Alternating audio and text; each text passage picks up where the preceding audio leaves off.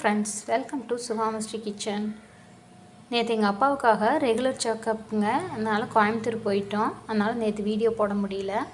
இன்றைக்கி என்ன லன்ச் மெனுன்னு பார்த்தீங்கன்னா ஒயிட் ரைஸ் வச்சுருக்கோம். இன்றைக்கி எங்களுக்கு அவரைக்காய் போட்ட சாம்பார். என்னடா இவங்க வீட்டில் ரெகுலராகவே சாம்பார் இருக்குன்னு நினைக்கிறீங்களா?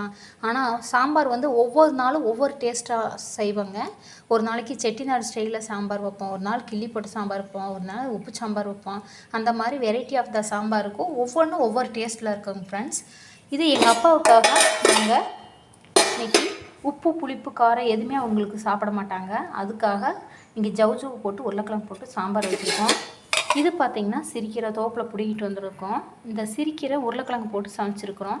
யாரெல்லாம் உருளைக்கிழங்கு போட்டு கீரை வணக்குவீங்க சொல்லுங்கள்.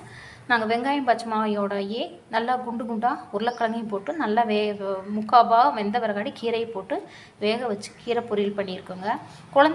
ஒவ்வொரு குழந்தைங்க கீரை சாப்பிடாது. ஆனால் உருளைக்கிழங்கு போடுறதுனால உருளைக்கிழங்குக்காக கீரை சாப்பிட்டுக்கோங்க ஃப்ரெண்ட்ஸ். அதனால் அந்த மாதிரி செஞ்சுருக்கோம்.